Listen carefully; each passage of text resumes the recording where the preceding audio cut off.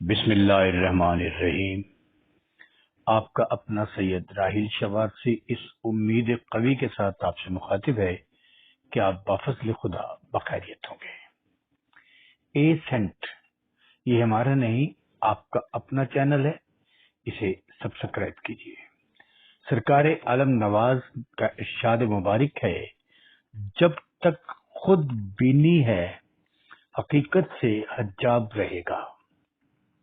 خود پرستی حجاب کو بڑھاتی ہے اور مقصود سے دور رکھتی ہے، اور بے خودی حجاب کو اٹھاتی ہے۔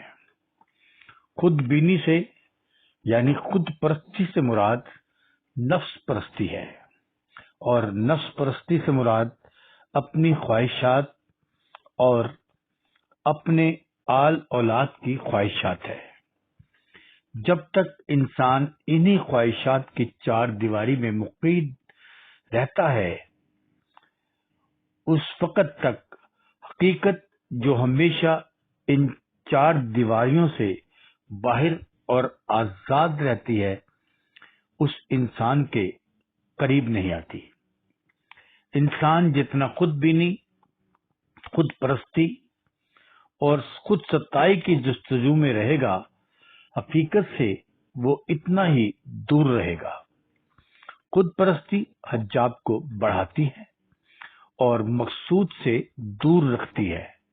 اگر آپ چاہتے ہیں کہ حقیقت سامنے آ جائے، راز ظاہر ہو جائے، توحید تم پر کھل جائے، خود بینی، خود پرستی، نفس پرستی کو چھوڑ دو اور اس کی جگہ خود ہی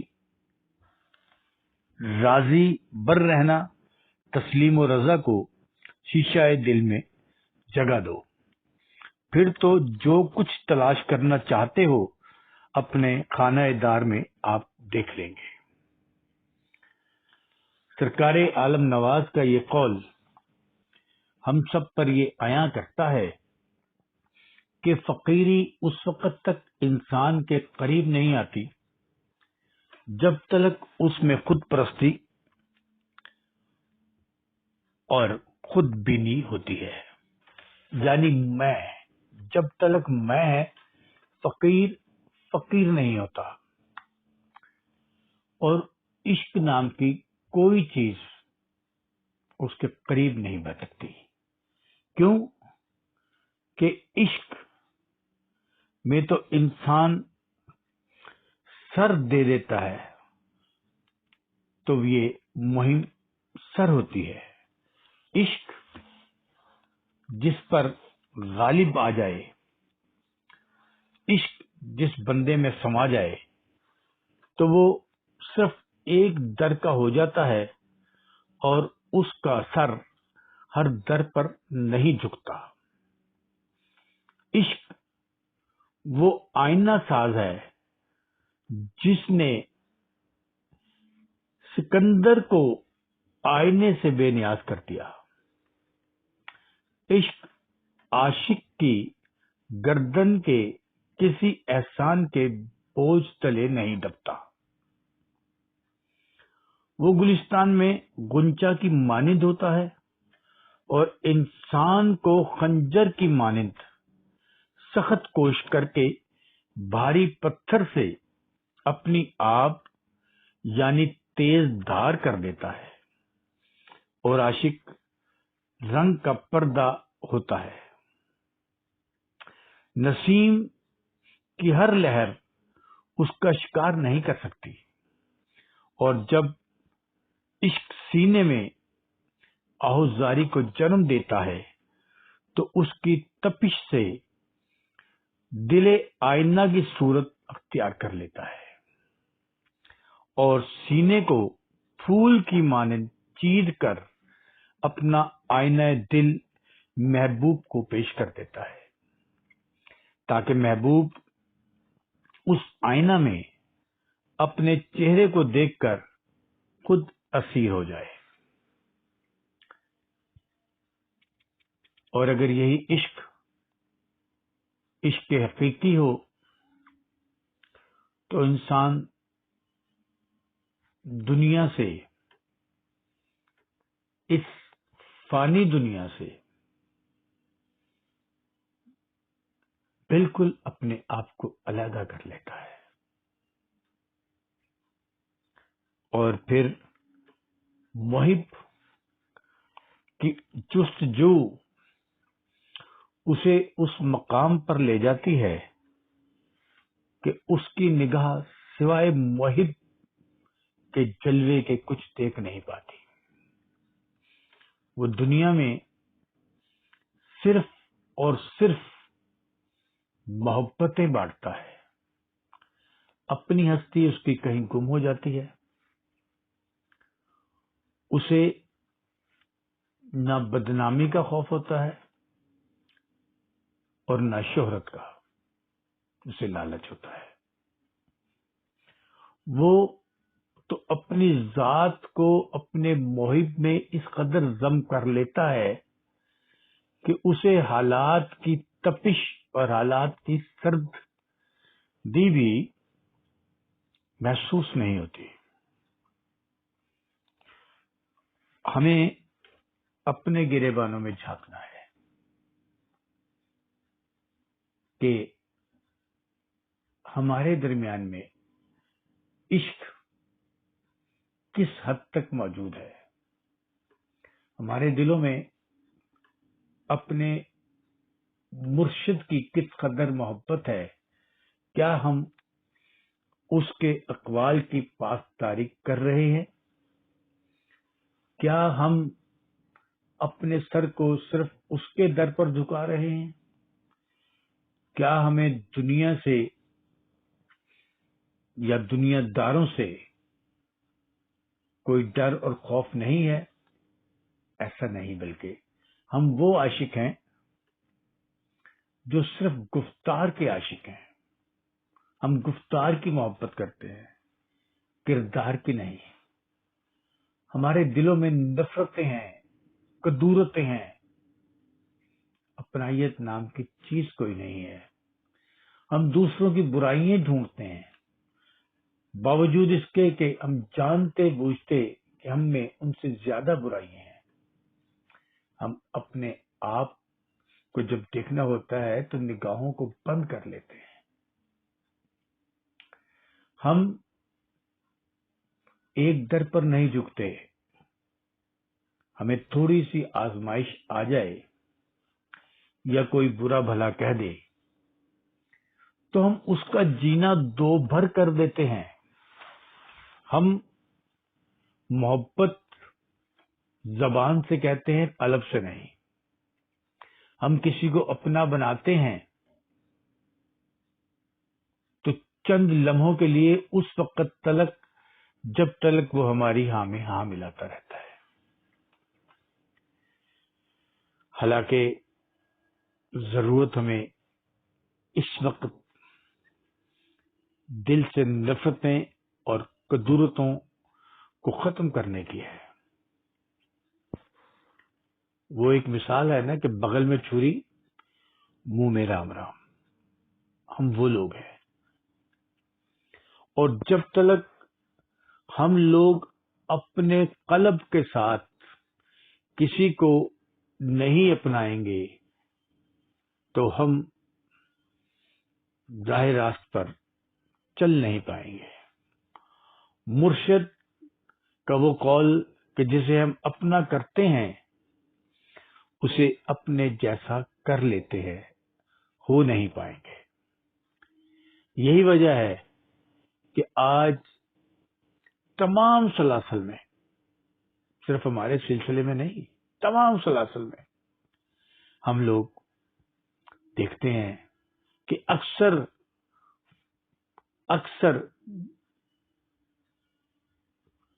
सिर्फ और सिर्फ गुफ्तार के गाजी हैं।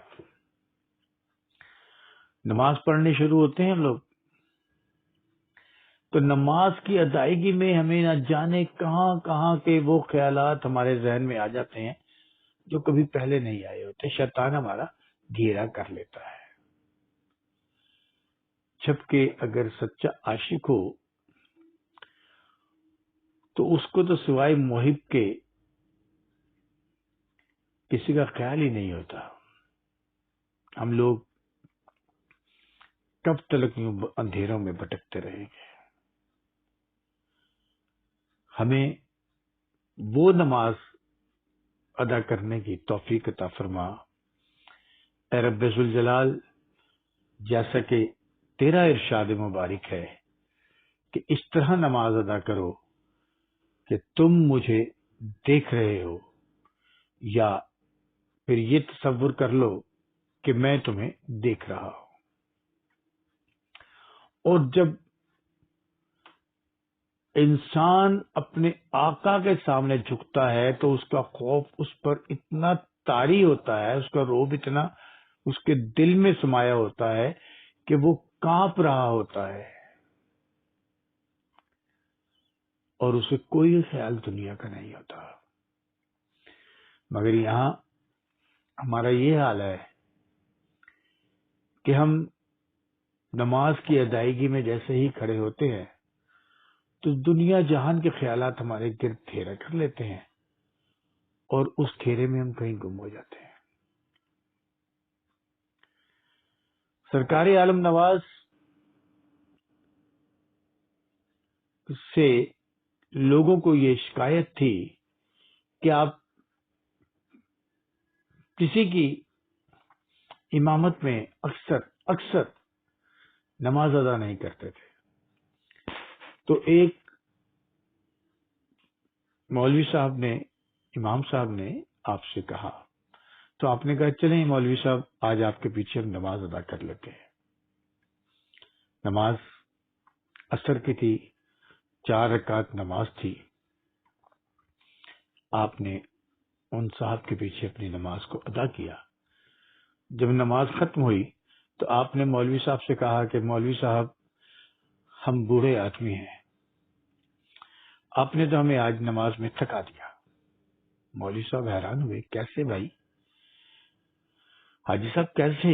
آپ نے کہا جب آپ نے نیت باندھی، آپ فلاں جگہ چلے گئے، آپ نے جب نیت باندھی، ہمیں بھی، کیونکہ ہم نے کہا تھا کہ پیچھے اس امام کے، ہمیں بھی پیچھے جانا پڑا، پھر وہاں سے آپ فلاں جگہ چلے گئے، پھر ہمیں بھی وہاں جانا پڑا، پھر آپ وہاں چلے گئے، پھر آپ وہاں چلے گئے۔ آپ نے تو اپنے اتنی ہمیں سیر کرائی، ہم بوڑھے آدمی، ہم تھک گئے۔ 4 رکعت میں آپ نے سارا کچھ ہمیں پھرا دیا۔ تو مولوی صاحب ایسی نماز جو ہمیں اتنا تھکا دے ہم ادا نہیں کرتے۔ مطلب یہ ظاہر ہوا کہ جب مولوی صاحب نے نماز کی نیت باندھی تو ان کے خیالات کبھی کہیں تھے، کبھی کہیں تھے، کبھی کہیں تھے۔ چونکہ سرکار نے کہا تھا، ہماری نیت میں ہوتا ہے کہ پیچھے اس امام کے، تو سرکار بھی وہاں سرکار کو جانا پڑا۔ تو اس وجہ سے سرکار نے انہیں نماز کے بعد کہا کہ مولوی صاحب آج آپ نے ہمیں تھکا دیا۔ اب اپروچ دیکھیں ذہن کی، فقیری کی، عشق کی، کہ ایک عاشق کی نماز کیا ہے اور ایک اس مولوی کی نماز کیا ہے۔ تمام مولویوں کی بات نہیں ہو رہی ہے، یہ ہم میں سے وہ بھی باکردار لوگ ہیں اور ہم سے بہت اچھے ہیں، مگر ہم بات کر رہے ہیں سرکار عالم نواز کی، دور بینی کی، عشق کی نماز کی، اور دنیاوی نماز کی ادائیگی کی۔ اور رات کی نماز، تہجد کی نماز کی فضیلت ہی اس لیے ہے کہ اسے آپ تنہائی میں ادا کرتے ہیں، اور اس میں رب، محبوب اور خدا اور انسان کے سوا کوئی دوسرا نہیں ہوتا، کوئی دوسرا نہیں ہوتا۔ ہم لوگ عبادت کرتے ہیں اس رب کی، ہم لوگ عبادت کرتے ہیں اس رب کی جو ہم سب کا، اس دنیا کا خالق کائنات ہے۔ تو جب اس کی عبادت ہو تو رات کو راز و نیاز زیادہ ہوتے ہیں، اس لیے رات کی عبادت کی فضیلت زیادہ ہے۔ خوبصورت بات کہ آپ لوگ یہاں میری گفتگو سننے تشریف لاتے ہیں، اور یہ آپ کی محبت، یہ آپ کا پیار ہے، بندہ تو اس قابل نہیں ہے، سرکار عالم نواز کی نوازشات ہیں۔ تو آج یہ رات میں ہم ایک عہد کرتے ہیں، آئیں آج سے رات کی خاموشی میں نیند سے لطف ہونے کی بجائے رات کے کچھ حصے میں اس خدائے بزرگ و برتر کے حضور سر پر سجود ہو کر اس کے محبوب پیغمبر محمد صلی اللہ علیہ وآلہ وسلم کو وسیلہ بخشش بنا کر اپنے ان گنت گناہوں کی معافی مانگیں، اس یقین کامل کے ساتھ کہ وہ ہمیں اپنے محبوب محمد صلی اللہ علیہ وآلہ وسلم کے صدقے میں معاف فرمائے گا، اور خود کو شمع کی مانند بنا کر اپنے آنسو اپنے دامن میں گرائیں ندامت کے، تاکہ وہ اس رات کی خاموشی میں ہماری سیاہ کاریوں کو اس رات کی سیاہی میں مدفن کرتے ہیں، اور ہمیں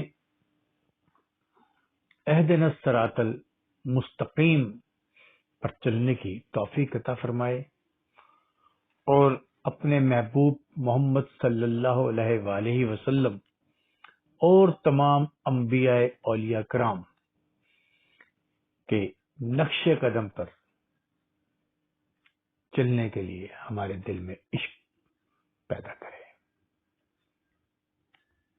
اور حقیقی محبت، حقیقی چاہت ہمارے دل میں روشناس کرائے، اور ہمیں ایک در کا ہو کر زندہ رہنے دے، کیوں کہ ہمارا رب ایک، ہمارا رسول ایک صلی اللہ علیہ وآلہ وسلم، ہمارے مولا کائنات علیہ السلام ایک، اور ہمارے مرشد ایک، اور ہم ایک ہی چوکٹ پر سر بسجود ہوں، کیوں کہ ایک کے ہو رہیں گے، بالکل ایسے جیسے ایک بیوی دو خامد نہیں رکھ سکتی۔ آپ کی آمد کا شکریہ، آج اتنی رات گئے اور اتنی دھند میں اور اتنی ٹھنڈ میں آپ تشریف لائے، یہ آپ کی محبت کا منہ بولتا ثبوت ہے۔ شکریہ، نوازش، کرم، مہربانی۔ اجازت دیجیے، بشرط زندگی پھر ملاقات ہوگی۔ اللہ وارث، اللہ وارث، آپ کا اپنا سید راحیل شوارسی اے سینٹ، یہ میرا نہیں، آپ کا اپنا چینل ہے، اسے خود بھی سبسکرائب کیجیے، اور دوست احباب سے بھی کہیے کہ وہ اسے سبسکرائب کریں۔ شکریہ، اللہ وارث، اللہ وارث، اللہ وارث۔